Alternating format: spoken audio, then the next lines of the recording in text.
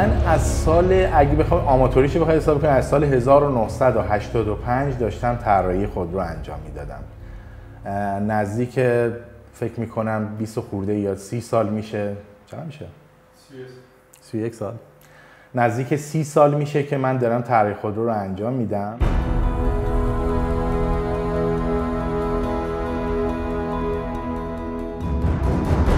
بعد از اینکه سالیان سال بود که من طراحی خودرو رو داشتم درس میدادم و همینجوری ارتباط داشتم با دوستانی که طراحی خودرو کار میکردن، متوجه شدم که ما توانایی خیلی زیادی داریم توی مملکتمون که هیچ کسی حمایت نمیکنه. به خاطر همین یه کار خودجوش اومدم، من یه ایده ای رو در نظر گرفتم، گفتم بیایم کارمون رو یه نمایشگاه دانشجویی حالا در حد خیلی کوچیک برگزار بکنیم که منجر شد به نمایشگاه از تصور تا واقعیت که سال 89 اولین دوره‌اش رو برگزار کردیم، سال 90 دوره دومش برگزار شد که این بازتابش انقدر بزرگ بود که تمام سایت‌های خارجی اومدن اینو مطرح کردن و خیلی براشون تعجب بود که طراحی خودرو توی کشوری که خب غالباً هم زیاد شناختی روی ایران نداشتن و فکر می‌کنن ما فقط مونتاژکار هستیم و بس، چقدر میتونه پتانسیل داشته باشه.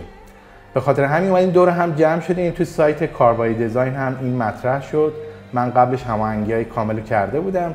اینا سایت رو وقتی که نمایشگاه تموم شد کارمون رو توی سایت گذاشتن و دیدیم خیلی استقبال شده. شاید حدوداً 50 تا سایت مختلف خارجی از ژاپن، چین، روسیه همه جا گرفته.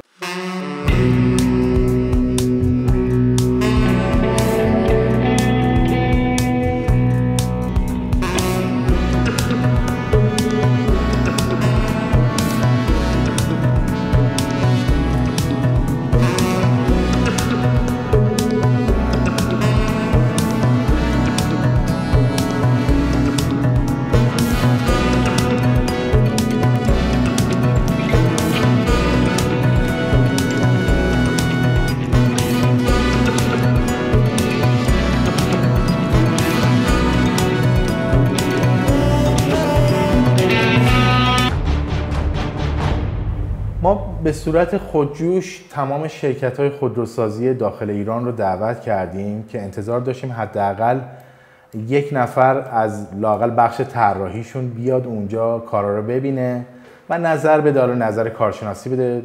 ولی اگر هم اومدن ما اطلاعی نداریم، شاید خیلی تو تاریکی اومدن تاریکی هم رفتن، ما متوجه نشدیم. من دوست دارم شرکت‌های خودروسازی داخلی خیلی به این قضیه توجه بکنن، چون واقعا اگر آینده‌ای در خودروسازی ایران بخواد متصور بشه از همین دیدگاه‌هاییه که بچه‌ها دارن و طراحی‌هایی که زحمت میکشن و برای خودشون انجام میدن.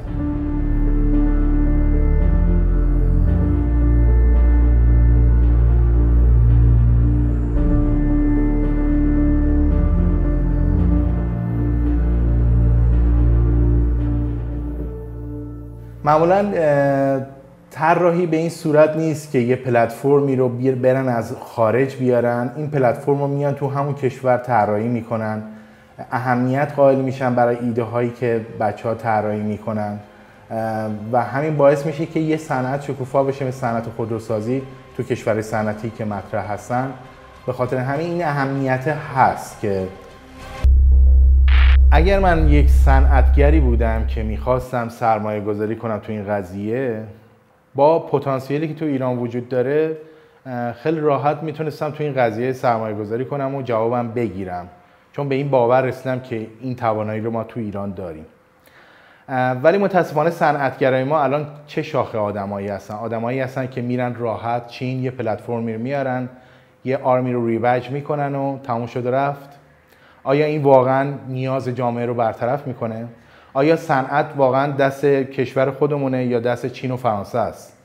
این سوالیه که پیش میاد برای ما که چرا ما خودمون نباید خودروی خودمون رو طراحی بکنیم. و همیشه از من سوال میکنن که چرا شما همکاری ندارید با شرکت‌های مختلف؟ شرکت‌های مختلف وقتی که حاضر نیستن ارتباط برقرار کنن، وقتی حاضر نیستن از توانایی‌های ما استفاده بکنن، ما دیگه نهایتاً منجر میشه که به اینی که نصف بچه‌هایی که تو تصور تا واقعیت 1 و 2 اومدن با من همکاری داشتن، همه ساکشون رو بستن و مملکت رو خداحافظی کردن و رفتن.